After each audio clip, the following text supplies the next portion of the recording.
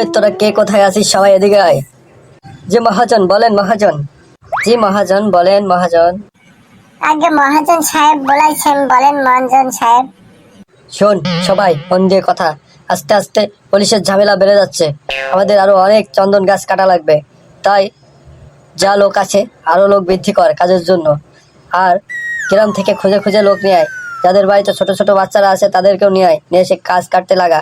আমাদের প্রচুর পরিমাণ গাছ লাগবে, এই কাঠ আমরা শহরে পাঠাবো। আর এদিকে পুলিশের ঝামেলাও বেড়ে যাচ্ছে আস্তে আস্তে, তাই যত দ্রুত সম্ভব আমাদের এই কাঠ শহরে পাঠাতে হবে। তাই তোরা গ্রামের আশপাশ থেকে লোকজন ডেকে নিয়ে আয় গাছ কাটার জন্য।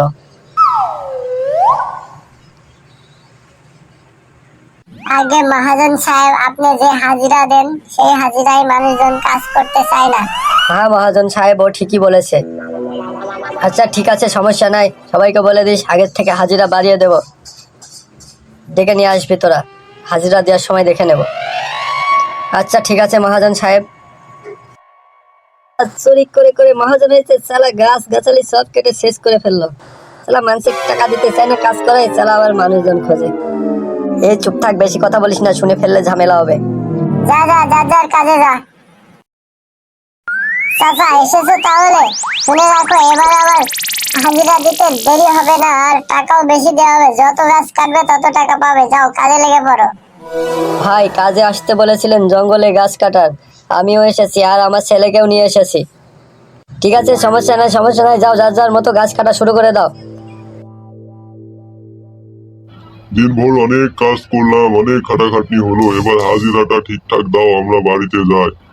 হ্যাঁ হ্যাঁ হাজিরাটা দিয়ে দেন, আমরা বাড়িতে যাব। আরে দাঁড়াও দাঁড়াও, কাজ করেছে এত অধৈর্য হলে হবে? মহাজন সাহেব আসলে সবার হাজিরা দিয়ে দেবে। কি হয়েছে তোদের, কাজ শেষ হয়েছে? কাজ শেষ হয়েছে, বাড়িতে যা। এখানে কি করছিস সব? মহাজন সাহেব হাজিরাটা দিয়ে দেন, আমরা সবাই বাড়িতে যাই। হাজিরা? কিসের হাজিরা? কেন দিন ভরে এই যে গাছ কাটলাম তার হাজিরা দিবেন না? ও এই ব্যাপার, হ্যাঁ হ্যাঁ দেবো, এদিকে আয়। চাচা যান, আপনি যান আগে। তুমি মুরব্বী মানুষ, যা কাজ করেছো তাতে তো আর হাজিরা দেওয়াই যায় না। আমি একজন ভালো মানুষ, না দিয়ে তো পারি না। এই নাও 50 টাকা রেখে দাও।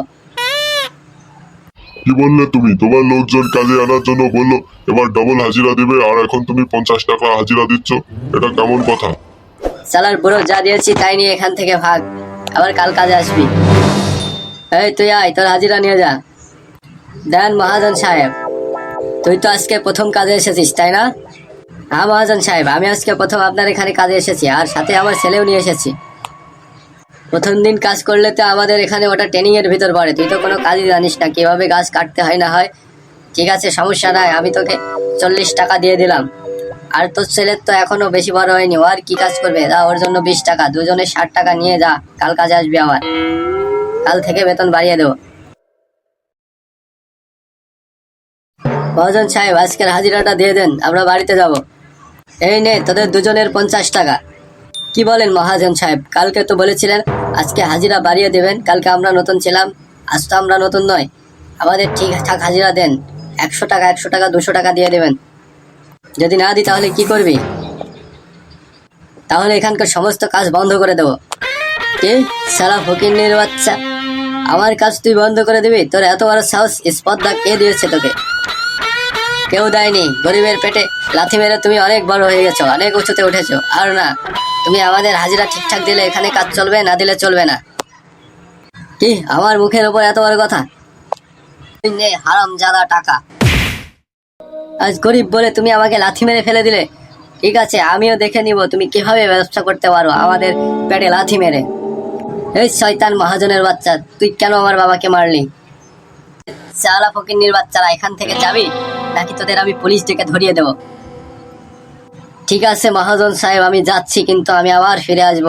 আর যখন ফিরে আসব তখন তোমার এই সমস্ত চন্দন কাঠের এরিয়া হবে আমার। কি বললি? শালা ফকিন্নির বাচ্চা, এখান থেকে যাবি নাকি একেবারে জানি মেরে ফেলবো। চলে আয় বাবা, ওদের মতো হারামজাদাদের সাথে কথা বলার দরকার নেই, আল্লাহ বিচার করবে ওদের। ওঠো বাবা, চলো বাড়িতে যাবে, মন খারাপ করবে না, এর প্রতিশোধ আমি নেব। হ্যাঁ খোকা চল। হ্যাঁ প্রতিশোধ নিতে এসেছে সারারা, যা সারা ফকিন্নির বাচ্চারা।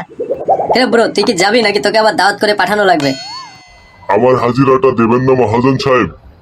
কেন ওদের যেভাবে দিলাম তোকে কি ওভাবে হাজিরা দেওয়া লাগবে নাকি যাবি? থাক থাক শয়তানটা, তোকে আর আমার হাজিরা দিতে হবে না, একদিন তোর সব কিছু ধ্বংস হয়ে যাবে। চল বাবা, বাড়িতে যাই আমরা।